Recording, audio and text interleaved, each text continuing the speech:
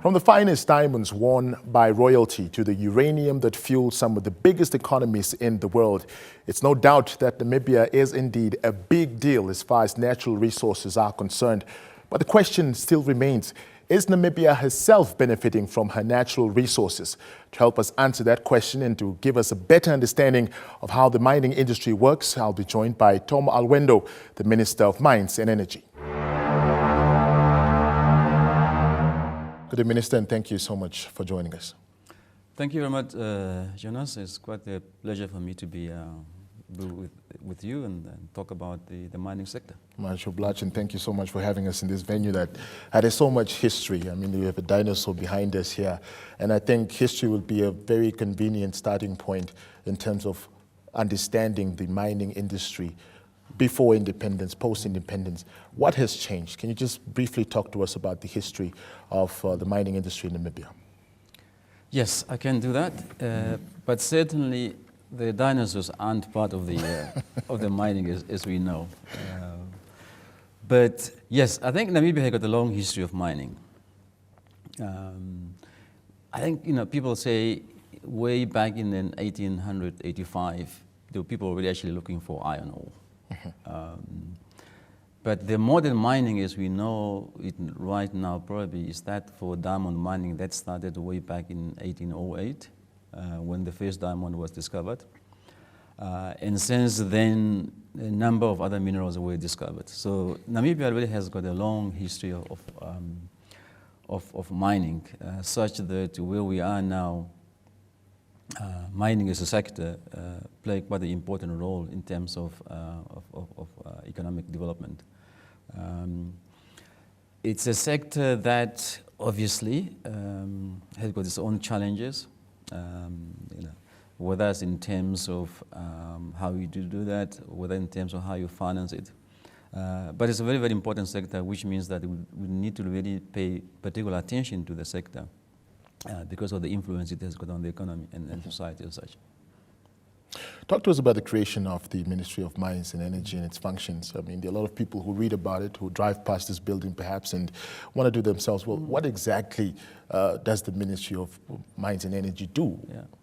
Okay. Well, maybe you start with what does the Minister of Mines and Energy do? That's also a good question. I think having said then that mining as a sector is an important sector of the economy because of the minerals and what they do for the economy. Naturally, you need to have an organized way of doing mining. You can do that through an organized department of a ministry, or having a ministry by itself, like some other countries they have. And therefore, at the time, at independence, the Ministry of Mines and Energy was one of those first ministries that were established at independence. As we know now, there are ministries that came on later. But Mines and Energy was one of those ministries that were already at the beginning of the government, of the new government in 1990 was established. And really the idea was just to say, having minerals and given the importance of those minerals, how do you then make sure that you exploit such minerals in an orderly manner? And then the answer to that question was that let's create a specialized ministry that will look at the whole cycle of mining, starting with the geological surveying of the country, starting with the licensing people, and starting with how the mines are going to be managed. That way, you'll have a better managed sector. Because as I say, it has got a lot of other things. If you don't take care of the environment, for example, when you do mining, you can actually end up destroying the environment, and therefore you needed to have an organized group of people in this way now classified into the ministry to make sure that we continue then to make the sector a viable sector managed in a very sustainable way. And as you also understand probably in the beginning, the mining law that we had wasn't probably the best mining law. The people who were mining then, obviously, they were not really probably concerned about the sustainability of the sector. They might have been more concerned about taking out as much as they can, and maybe not really as much benefiting the country as such. And therefore, one of the first things the Ministry of Mines had to do then was then to come up with a mining law that will enable us to make sure that at least the minerals are being exploited in a more sustainable manner, in such a way that they are both beneficial not only to the investors, but also beneficial to the country.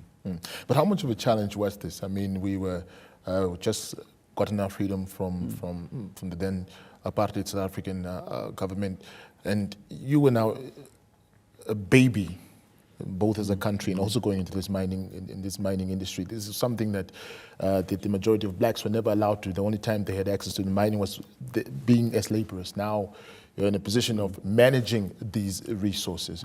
What were some of the biggest obstacles you were faced with? Yeah. As you remember, if you will, I don't know how old you were then at independence. Before independence, you know that the country was, I mean, being under the South African rule, there were sanctions against South Africa actually conducting mining operation in the country. Because the understanding was then that, here you have got an a country occupying another country, and in the meantime exploiting the mineral resources of that particular countries. So the sanctions, those that were imposed, also did mean that mining in Namibia, in terms of international law, was actually not allowed. But of course, people, they continue to do something, because we know, for example, we had mineral mining company here like Rossing. Rossing was here from the 70s. Namibia was still here. They're still operating. Now, at independence then, the idea was then, we need to be more aware of what's happening in the mining sector. We are a new country, it's a new government, we need to know what's going on. And that's why I'm saying, you need to have the law. And that law also then have to change how it works in terms of employment, in terms of the fiscal regimes, whereas before there was no requirement to say you must employ Namibians. You could bring in whoever you wanted to bring in. But with the new regime, then the idea was we need to empower, in terms of employment, as many Namibians as possible. Now, for you to do that, obviously, as I said, mining is not, it's a complex sector. To you then to be able to employ Namibians, you first needed to build skills, technical skills, managerial skills, to be able then to have Namibian being part of the mining sector. And at the time, I know the country or the new government then has actually appealed to the mining companies, those who were operating, to say we need you to train as many people, Namibian people, as possible, so that at least they can be employed in your operations. And therefore, they were required actually to give scholarships. And some did oblige. I mean, I know, for example, Rossing did a lot of scholarships to Namibians. So did Namdeb then, to ensure that you train your geologists, your mining engineers, all sort of skills that you need in mining. So skills development really was one of the biggest challenge, I think, at independence, to ensure at least that our people are also then employed in that particular sector and not only having expatriates who were then actually operating the mining companies. So those were some of the challenges. And again, probably not only skills, but as I say, as a new government now, you needed to rely, this was not the private sector that exploiting your natural resources. You now also start to be aware of the fact that now, am I getting as much as out of these natural resources as I should? Through the tax regime, or things could be done better, or can I get much more out of this? So those were the challenges, I think, then. And then I said, when the new Act of 1992 was then passed, we then started to address those challenges. Now, challenges of skills development obviously doesn't go away. Number one, things do change, technology do change, and therefore skills development is really a continuous thing.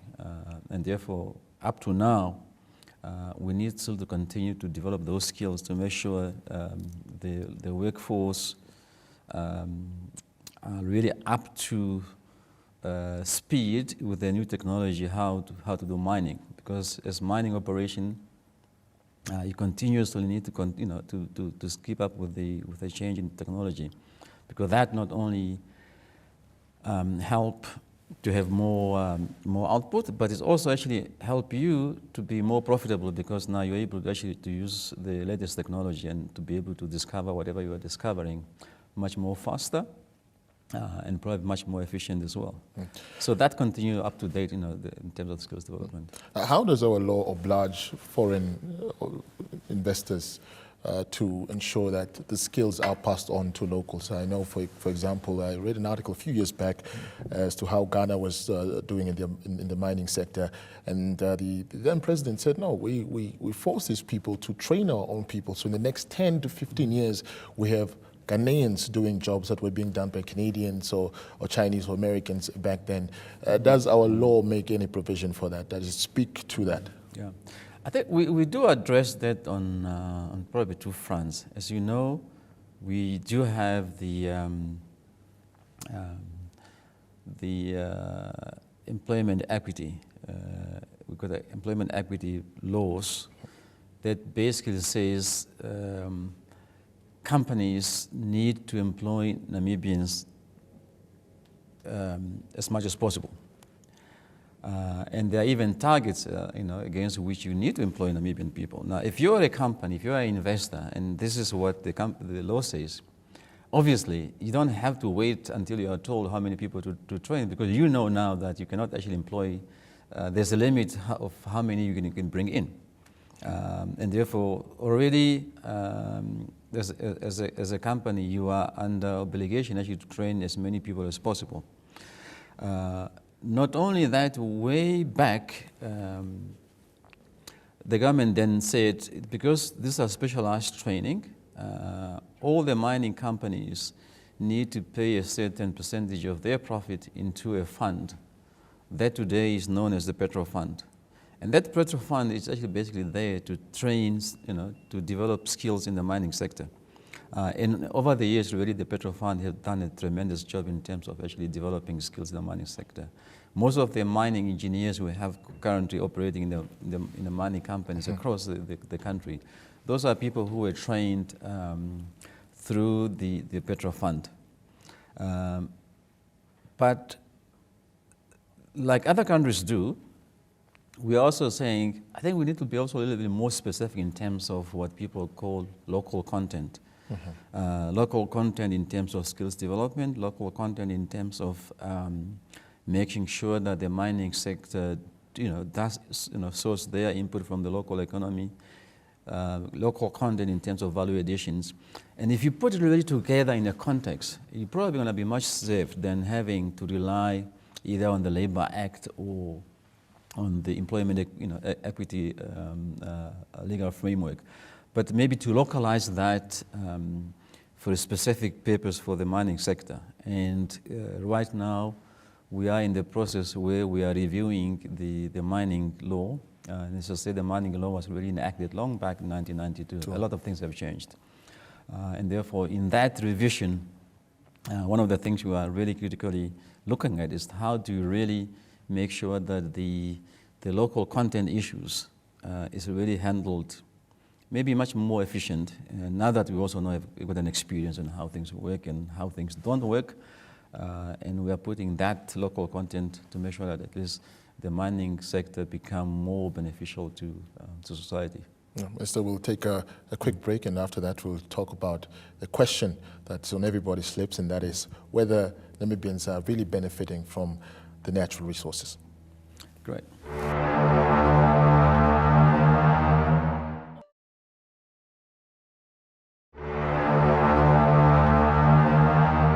Welcome back. We'll now talk to the Minister about the National Mineral Beneficiation Strategy in collaboration with NAST.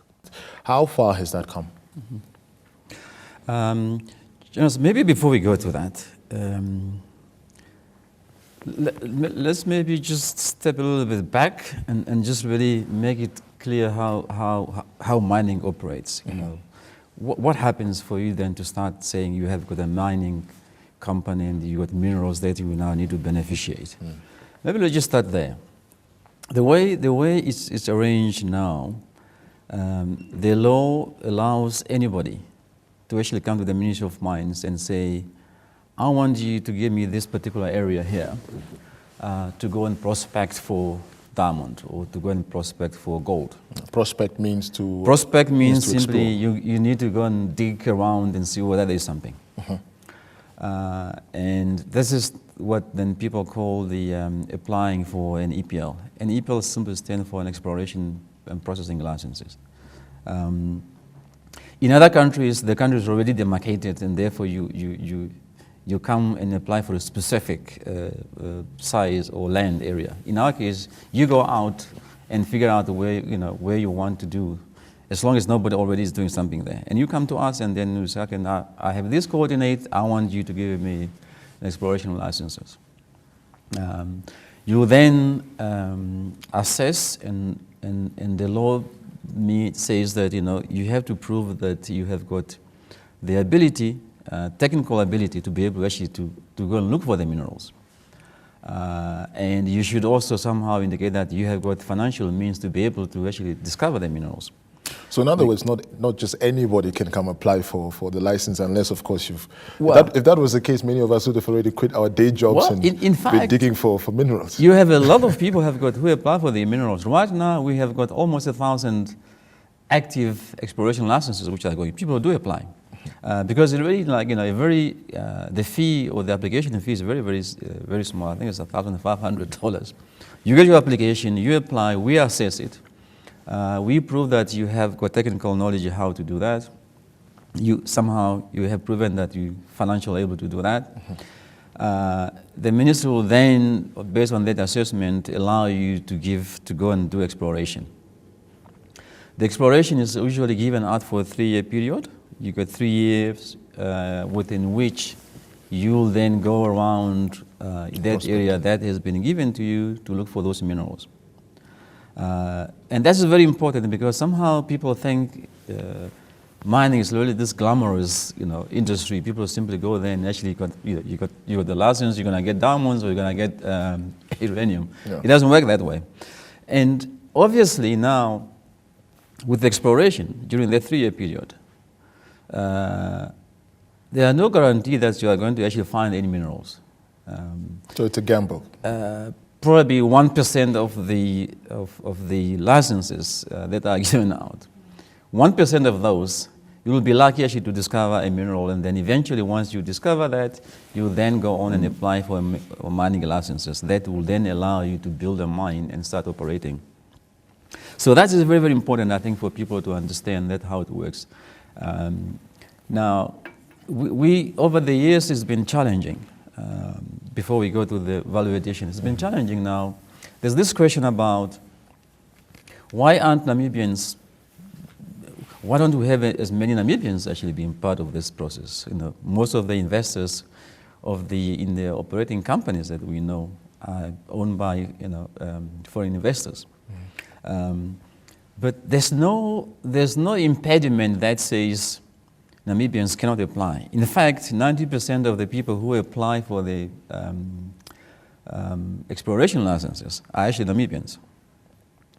But then again, what has been happening is that it turns out that most of the Namibians who would apply, either they did not really have the capacity to actually do explorations.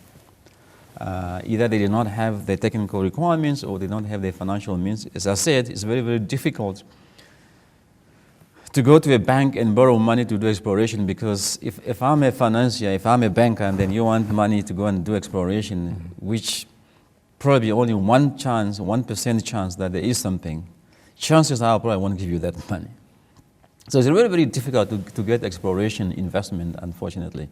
And therefore, then what happens, or what has been happening, Namibians who got these exploration licenses, unfortunately, they will then actually end up selling those exploration licenses to other people who have got the money. And because the law does not force anybody not to sell your licenses, people simply rather than do the application, sell it to somebody, and therefore just rather make money by selling my licenses to someone else. And that's a system that we're really grappling with, to say what you really, really want is to accelerate the discovery of the minerals.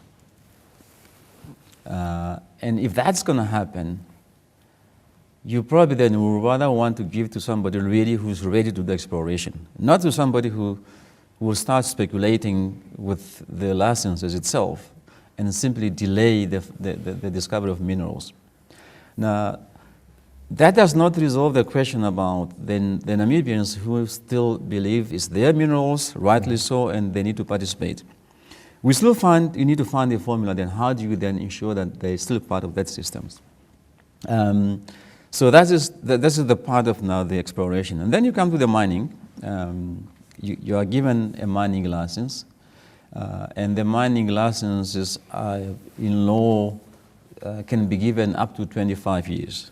It can be shorter, but the maximum we can get a mining license is 25 years, because it will take about 2, 3, 5 years to build a mining operations, and then of course you need to operate. It's renewable, obviously. If there are still deposits left, you can still renew the license as long as you wish to continue to do the mining. Now, let's maybe then come to the question of the value addition. And this to me really is it's a larger question about whether we as a country, we as a society, as Namibians, are we benefiting as much as we think we should benefit from the mining sector? Now, there are various ways you benefit. Of course, we do benefit because there's employment creation.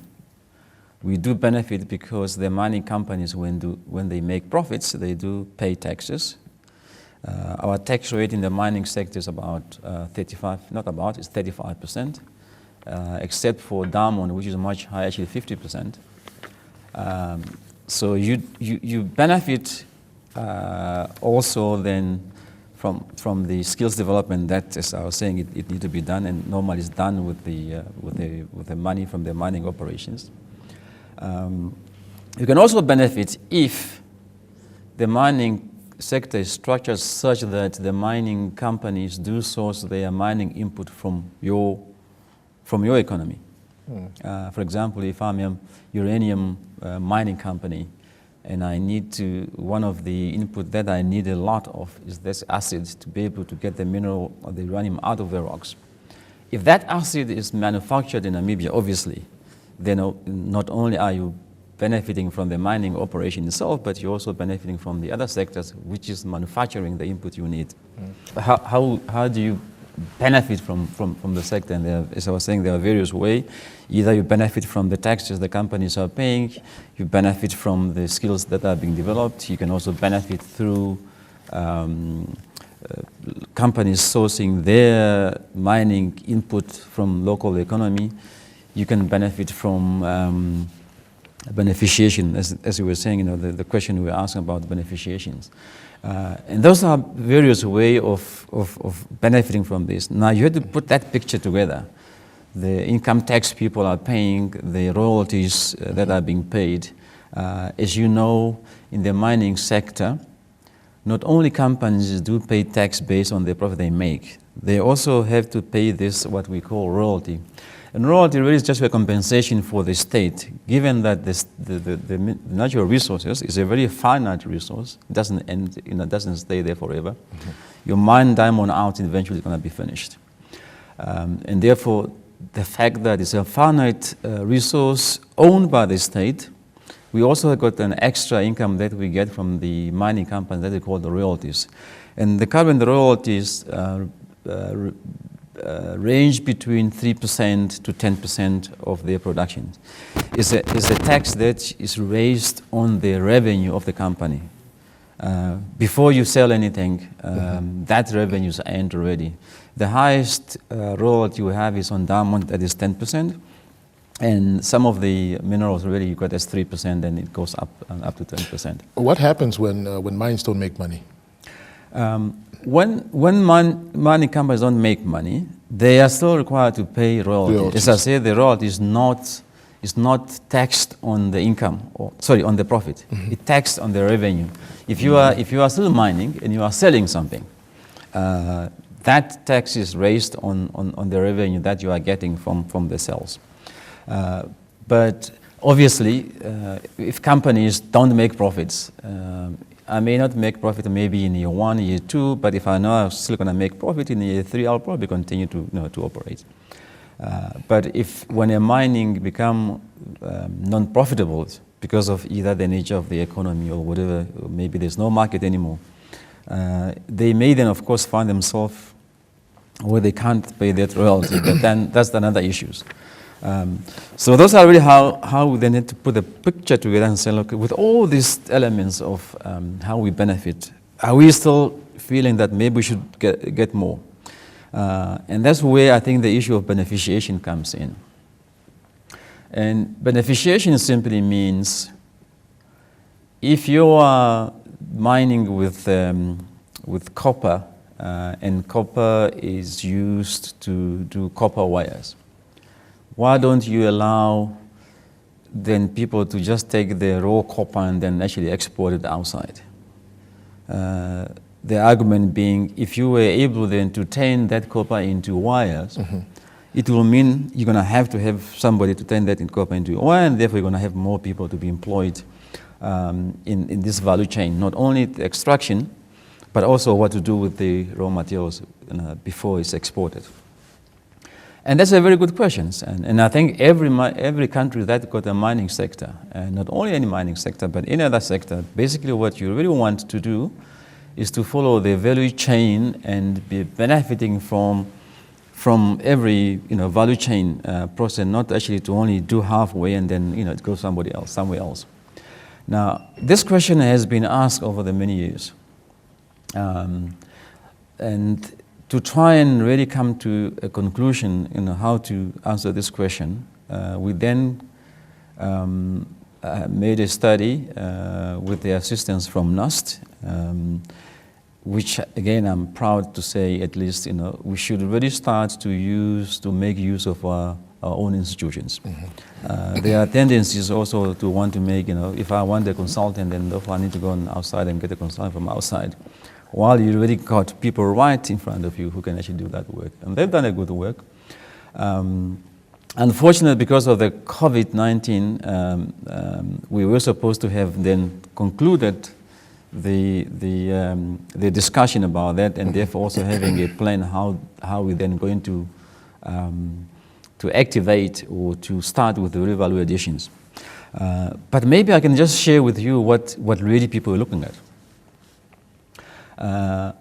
You need value addition. The question has always been, if you go to a mining company and say, look, Rosink uranium, you are producing uranium. Uranium is used for nuclear power. I don't want you to export uranium, I want you to produce power. The general answer normally you will get from a company is, look, I am not a manufacturer of energy.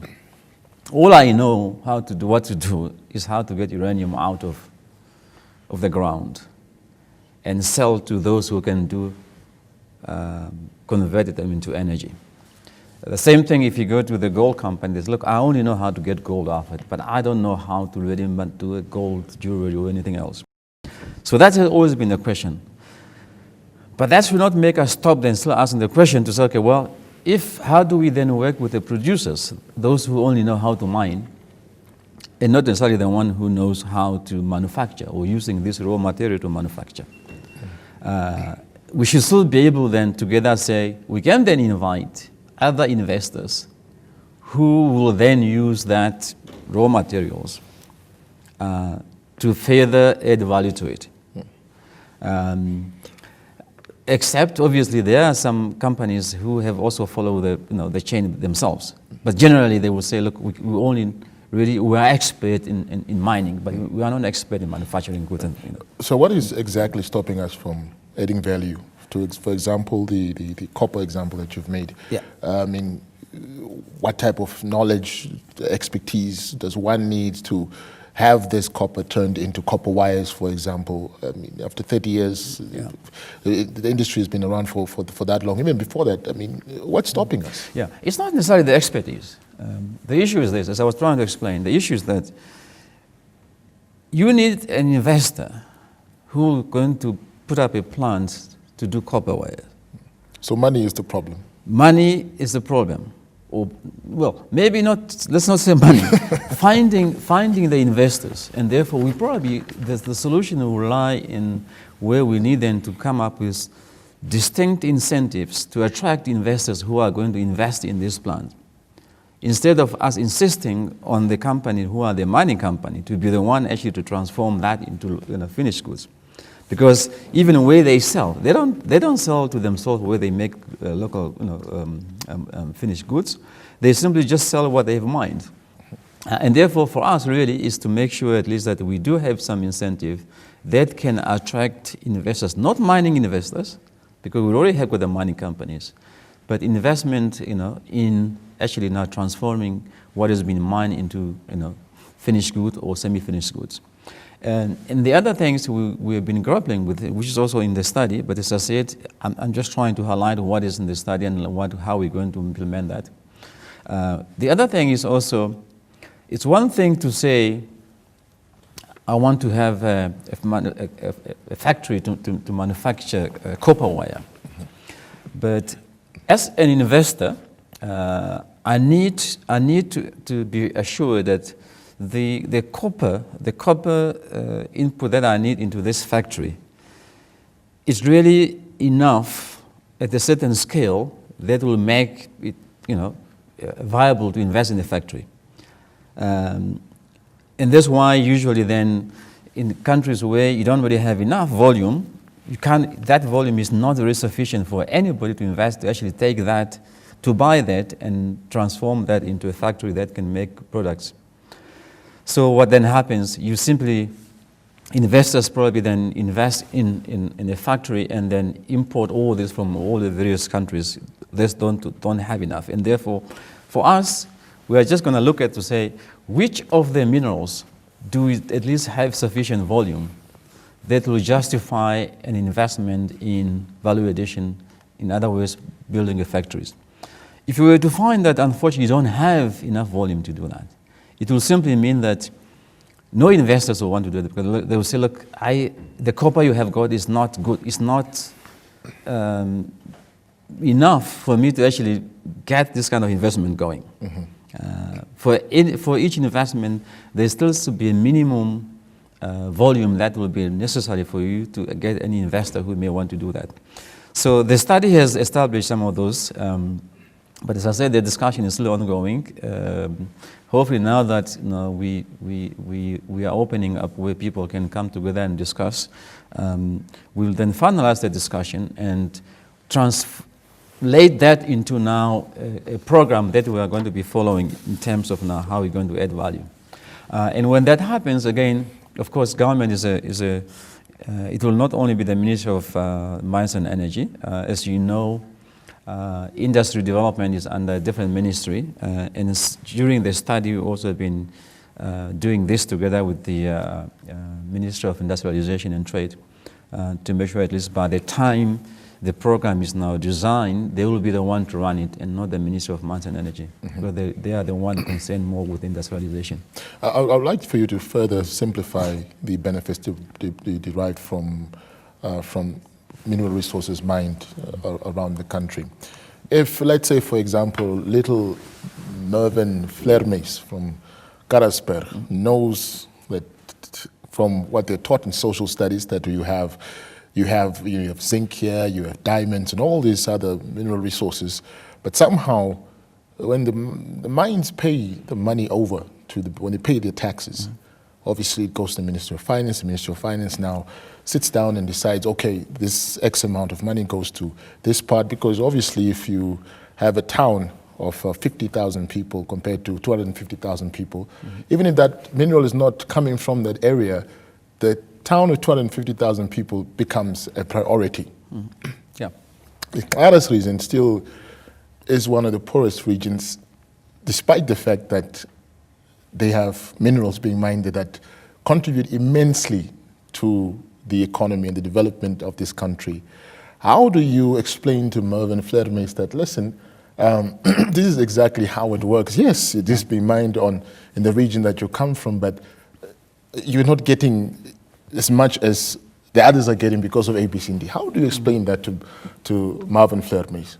Yeah, I think that's a very important topic, because before I answer that question even, there's this idea that when people say, oh, we need to benefit from this sector, yeah. Somehow there's this unfortunate view that means I should only think I'm benefiting because I have ownership of the company, or I was given an exploration license, or that's the only way I should think I'm benefiting from it, which is really far from it. Because the benefit I've explained in terms of taxes and everything else, that helps the economy. It doesn't help me as an individual, Tom already. It helps the economy, because the fact that the government is now collecting the taxes, and we know government develop the countries where everybody should benefit from that. You are probably better off when as much as possible goes to the government, and the government will then appropriate whatever it's getting in terms of prioritizing what is our priority. Is our priority health, so that we build enough hospitals? Is our priority skills development, so that we build more universities? Is our priority infrastructure like water, which we don't have? Is the priority in energy? So you are probably better served when as much benefit goes centralized within what the government gets, instead of thinking that, well, I should only think I'm benefiting if I am owner of this. Of course, ownership is one way of benefiting, but that's not only the way, and probably also not the most effective way of us as a nation thinking whether we are benefiting. But to your specific question, that argument to say, well, if a particular region has got this natural resource, does it follow, therefore, that they should be the one to benefit from this? But that does not prove that they shouldn't benefit. But I would not want to think that we should really say, because Karos regions, the minerals are in Karos regions, or they are in Nerongo, suddenly Kavango West should not necessarily benefit that, or Kavango West should not think they should benefit as much as Karos will benefit. I think that would be wrong. That would be wrong. But I would understand to say, if a particular region, for whatever reason, is underdeveloped, it should not be because they don't have the resources, or they have the resources. I would not want to think that. We should really find another way to say, why is Karos not developed as much as Oshana is developed?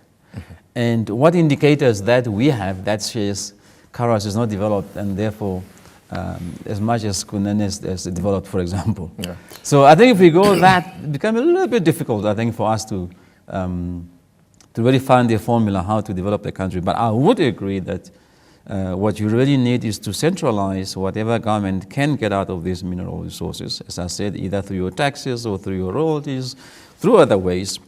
And when that is collected, it's then for the government to make sure that our priority is correct in terms of how we utilize the money that we are getting from the sectors. And not only from the mining sector, obviously, from all sorts of other sectors we get money from as government. All right. When we come back, we'll talk black gold and what provisions we're making for the future generation of Namibia, and in specific, Agenda 2063. Yeah.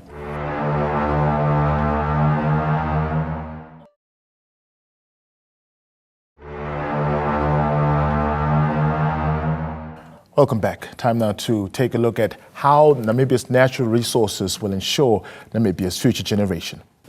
Very interesting question that a colleague of mine asked, and they insisted that we should actually ask this question and said, if Namibians were to discover oil today, would we export it in crude form, or would we be an example for other countries that says, no, we are now going to further add value to the oil?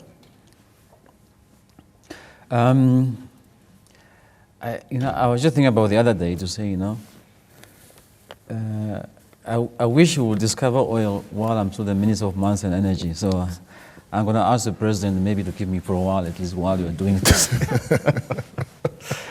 But no, the question is really is that it's probably not only oil. It's really come to the same earlier discussion we had about value addition. Mm-hmm. With the petroleum, we still do have investors that are exploring for oil. Not only for oil, but also for gas. And we have got 3 companies that has got a plan to drill for oil in the next 12 months. And obviously it's our hope that hopefully one of them, or maybe all of them, will discover something which is more, commercial value, and hopefully then they will start to do productions. But I'm also made aware that even if you were to discover oil today, it will take you at least minimally 5 years for you to be able to actually to do production and come online. And then what do you do with the oil? Now, if I would argue then to say, well, it would be great if we can have a refinery that can refine that crude that you are going to find. But now I'm trying to think, if I start now even thinking about it, something I don't even have it, now you're trying to say, well, what do you want to do? But obviously the ideal thing, what you should have, hopefully you have got this oil in sufficient quantity to you then to be able also to have investors who will want to actually invest in the refinery for them to, to do the refinery here.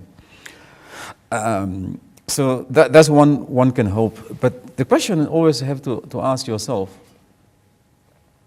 there has been attempts for other investors to have a refinery in Namibia since earlier years.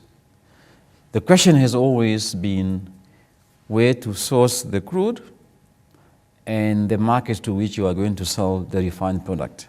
Are you going to rely on consuming that product yourself, or are you going to export the oil to the international markets where everybody exports? So that has been the questions.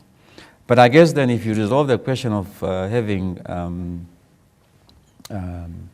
crude, maybe it's much easier.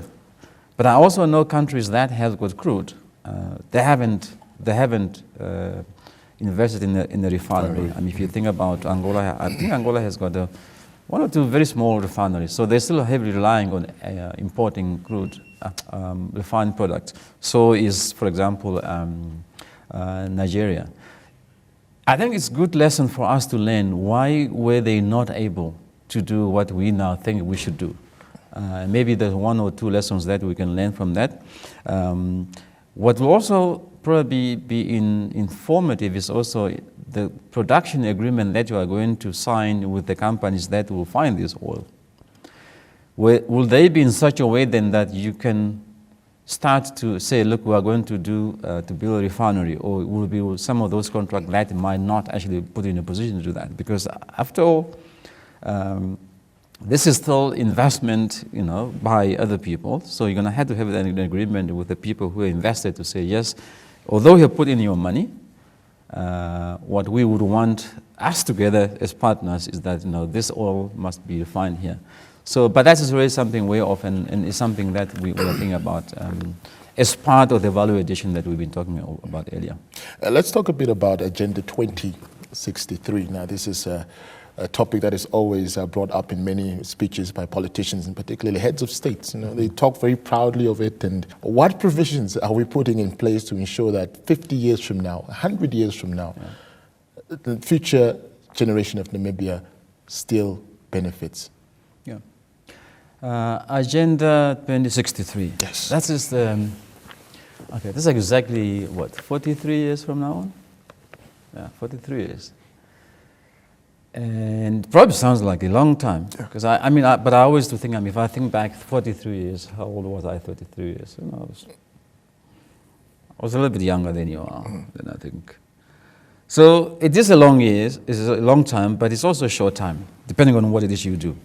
The whole idea about Agenda 2060 is really just for the African continent to say, look, we have got a lot of challenges. We have got this African Union, and the idea is for Africa to start acting as one. Whether it's how we develop our societies, whether how to develop our economies, we are probably only going to be more effective as individual countries and eventually as a continent if we somehow agree to develop in a similar fashion. And therefore, can we not have a 50-year program? It's long-term, it's a 50-year program, but within that 50-year program, we have got a 10-year action plan. So it's not like it was just said, oh, 50 years, and therefore you're going to only ask me after 50 years to say, oh, what happened? No, we do have a 10-year action plan to say that every 10 years, there are milestones that are set, and we assess whether we have done what we thought we were going to be doing together as an African Union. If not, then what amendments can we make to that 10-year plan? So you got to have every 10 years, you got this action plans. In terms of the mining sector on the continent, we also agree to say, look, we all complain about how we don't add value to our minerals. And usually the discussion is always made difficult by the investors who invariably actually from outside the continent. What if we as a continent agree to say, we are going to treat investors the same way? If you are going to invest in the mineral sector in Namibia, or you're going to do that in Angola, you're going to do it in Somalia, or wherever you're going to do that, the mineral laws will be the same, such that you don't have an opportunity where investors will insist on certain things which they can't get it from you, and then they go to somebody else, and then they get away with whatever we agree that it should not happen because it's not help us to add value, for example. So that is one of the very good idea we have come up to say, let's agree that by in the next 10 years, we should really have finalized this up. How do we actually get investors into the continent so that you don't have really people trying to, in a way, to force you to agree to certain terms and conditions because they know you need an investment, but in the long run might not really be in your best interest. So the Agenda 63 in itself is really, I think, a good idea, but what happens just now, are we going to keep up with that? Are we, every 10 years, would we then make sure that at least we make things work, the ones don't work, amend them accordingly until we reach that point? But to answer then the question specifically, what will happen after 50 years? Now we look back and what has happened about, we were mining countries. Probably some of the minerals will be depleted because, as you know, minerals are very finite resources. Once you open a mine and dig out something, at some point it will be finished and they're going to close up. I think what we should do is really then to make sure that what we get out of the mineral sectors or all the other non-renewable sectors is utilized to develop the country in other sectors, because this sector is going to come and go at some point, and therefore make sure that at least you are diversifying your economy in such a way that you don't forever rely on this particular sector, which is not, it cannot renew itself. And to that, for that reason, we hope you have just recently, I think, have heard that where the government have now taken a firm decision that we are going to start building a fund that we call the Sovereign Wealth Fund, which means in that fund, from all the sectors, especially those non-renewable sectors, a certain portion of the income we get from those sectors will be invested in that Sovereign Wealth Fund so that it can cater for future development, so that every Namibian can benefit for the future. Is there a reason why it has taken us 30 years to only come to that reasoning, like, oh wow, we actually need to start this. It's about time. It's an idea. It's an idea that has been on the card. Yes, I would probably agree with you that we could have done that earlier on, but it's always, they say better late than never. Late than never. Yeah. So we are doing that. But I think the question has always been, when you are challenged by it's independence, you need to do a lot of things. You need to build more schools. You need to build more roads. Somehow, then you start to think, oh well, maybe I don't have really enough to set aside, and therefore let me do as much as I can with what I've got now. But I think with time we realize there's never a better time to set something away, even however small it is. But that's where we are now. The decisions made. It's really just for us then to figure out where are we going to get, which source will fund this will fund. And therefore, in my mind, the mining sector, the fishing sector, those are really the natural sectors from which you really need to take a portion and put this fund, so at least the future generation will know at least that, there is this fund, it's helping in one way or developing. And as I said, the development challenges will continue. Because at times, even if you develop today, 10 years, whatever you might have done is undone by, society change, technology change. Now you need to do certain things. You need to retrain people. You need the skills that you had 20 years is not the skill which you will need for the next 20 years. So that need to always be there. And therefore, at least you'll then have this fund which you are constantly funding to make sure at least that people don't, your kids or your grandkids don't come and say, look, hey, what was Tom Alwendo thinking? Why didn't they leave anything at all? So even myself as a pensioner at that time, I'd like to benefit. Lastly, of course, I think this conversation that we're having is of very important. Leadership is being tested by the impact of COVID-19, and the mining sector has seen job losses globally at an unprecedented rate. How do you, just briefly, how do you see the sector bouncing back post-COVID-19? Yeah. You are right. I think the COVID pandemic, it has proven that, at times when we think that we are in charge, actually we aren't in charge. When things happen, this is now what they call the black swan, something just suddenly happens with such of the impact of the whole thing is such that nobody ever expected us. So far, obviously, the mining sector is affected in two ways, but not as much as, like, for example, the hospitality, which is the tourism. Mm-hmm. But the mining sector is affected because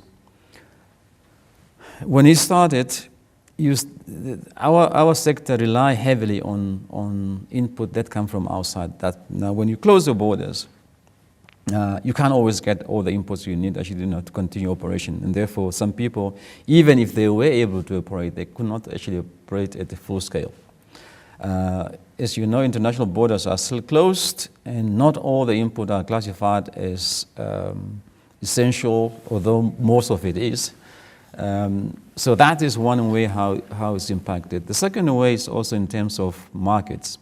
In the diamond sector, for example, because of this, people aren't really thinking about buying diamonds. People are more concerned about the future of the economies, their well-beings, and therefore the demand for diamonds has gone down dramatically. And therefore the market is really, really struggling. And therefore, as a producer of diamonds, you can't continue to produce diamonds because there's no buyers. The people who used to buy the rough diamond to polish it and cut it, they are no longer polishing and cutting it because there are no manufacturing actually into diamond because there aren't people who are buying jewelries. So that's one way, on the production level, but also on the marketing side, there are certain products that are really, very struggling. With the exception, of course, gold. If you are a gold miner, you're doing quite well because when economies struggle, when global economies struggle, people still perceive gold as a good store of value. People start buying more gold. In fact, since then, the price of gold has gone up tremendously. And therefore, if that's your business, you aren't really affected.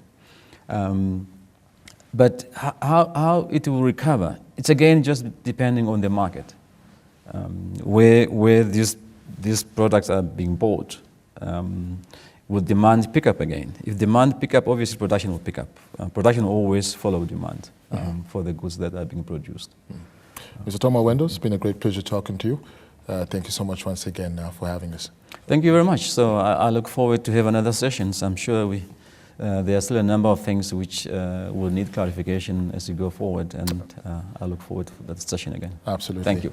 That was the Minister of Mines and Energy, Tom Alwendo, giving us a better understanding of how the industry works and how Namibians are benefiting from the natural resources. Now, if you have some queries, you can get in touch with the Public Relations Office of the Ministry of Mines and Energy. You can email them at info@mme.gov.na, or you can also check them out on Facebook, and their page name is Ministry of Mines and Energy. They also have a website, it's www.mme.gov.na. And that's it. Till next time, it's cheers for now.